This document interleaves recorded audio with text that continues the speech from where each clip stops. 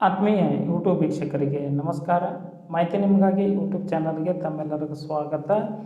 ಇದೊಂದು south East central ರೈಲ್ವೆಯಲ್ಲಿ 1113 ಹುದ್ದೆಗಳ ನೇಮಕಾತಿಗೆ ಅರ್ಜಿ ಆಹ್ವಾನಿಸಲಾಗಿತ್ತು.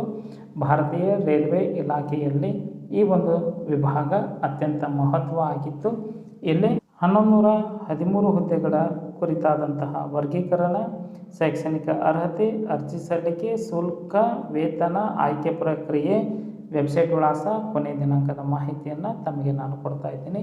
ಸ್ಕಿಪ್ ಮಾಡದೆ ಕೊನೆವರೆಗೂ ವೀಕ್ಷಣೆ ಮಾಡಿ. ಸೌತ್ ಈಸ್ಟ್ ಸೆಂಟ್ರಲ್ ರೈಲ್ವೆ ಭಾರತದ 19 ರೈಲ್ವೆ ವಲಯಗಳಲ್ಲಿ ಒಂದಾಗಿತ್ತು. ವಿವಿಧ ಸಂಸ್ಥೆಗಳು ಒದಗಿಸುವ ಮಾಹಿತಿ ಮತ್ತು ಸೇವೆಗಳಿಗೆ ಸಿಂಗಲ್ ವಿಂಡೋ ಆಕ್ಸೆಸ್ ಸಕ್ರಿಯಗೊಳಿಸುವ ಉದ್ದೇಶದಿಂದ ಇದನ್ನು ಅಭಿವೃದ್ಧಿಪಡಿಸಲಾಗಿದ್ದು, 1988 ನವೆಂಬರ್ 20ರಂದು ಮಾಜಿ ಪ್ರಧಾನಿ ದಿವಂಗತ ಅಟಲ್ ಬಿಹಾರಿ ವಾಜಪೇಯಿ ಅವರು ಈ ವಲಯವನ್ನು ಉದ್ಘಾಟನೆ ಮಾಡಿದ್ದಾರೆ. ಪ್ರಸ್ತುತ ಈ ಸಂಸ್ಥೆಯಲ್ಲಿ 1113 ಹುದ್ದೆಗಳ ನೇಮಕಾತಿ ಕುರಿತು ಮಾಹಿತಿಯನ್ನು ತಮಗೆ ನಾನು ಕೊಡ್ತಾ ಇದ್ದೇನೆ. ಮಾಹಿತಿ ಇಷ್ಟ ಆಗಿತ್ತು ಅಂದರೆ ಲೈಕ್ ಬಟನ್ ಮೇಲೆ ಕ್ಲಿಕ್ ಮಾಡಿ. ಮಾಹಿತಿ ಸಂಪೂರ್ಣವಾಗಿ ತಿಳಿದಿತ್ತು ಅಂದರೆ ನೈಸ್ ಇನ್ಫಾರ್ಮೇಷನ್ ಅಂತ ಕೇಸಿ ಕಮೆಂಟ್ ಮಾಡಬಹುದು. ಬನ್ನಿ ಮಾಹಿತಿ ಕುರಿತು ತಿಳಿದುಕೊಳ್ಳೋಣ.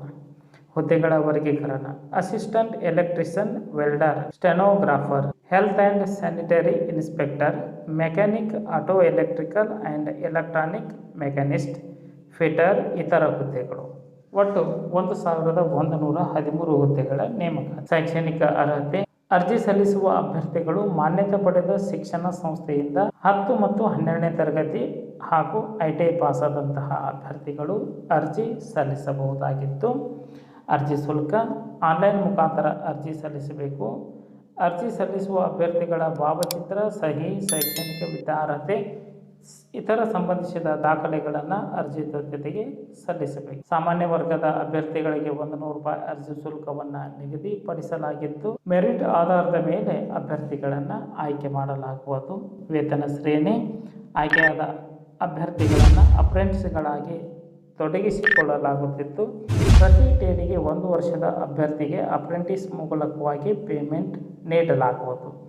ಅರ್ಜಿ ಸಲ್ಲಿಸಲು ಹೆಚ್ಚಿನ ಮಾಹಿತಿಯನ್ನು ತಿಳಿದುಕೊಳ್ಳಲು ವೆಬ್ಸೈಟ್ ವಿಳಾಸ scr.indianrailway.government.in ಈ ಒಂದು ವೆಬ್ಸೈಟ್ ಮೂಲಕವಾಗಿ ತಾವು ಅರ್ಜಿಯನ್ನು ಸಲ್ಲಿಸಬಹುದಾಗಿದೆ.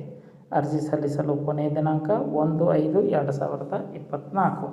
ಈ ಒಂದು ದಿನಾಂಕದೊಳಗೆ ತಮ್ಮ ಅರ್ಜಿ ತಲುಪುವಂತೆ ಇರಬೇಕು. ಮಾಹಿತಿ ಇಷ್ಟ ಆಗಿತ್ತು ಅಂದರೆ ಲೈಕ್ ಬಟನ್ ಮೇಲೆ ಕ್ಲಿಕ್ ಮಾಡಿ.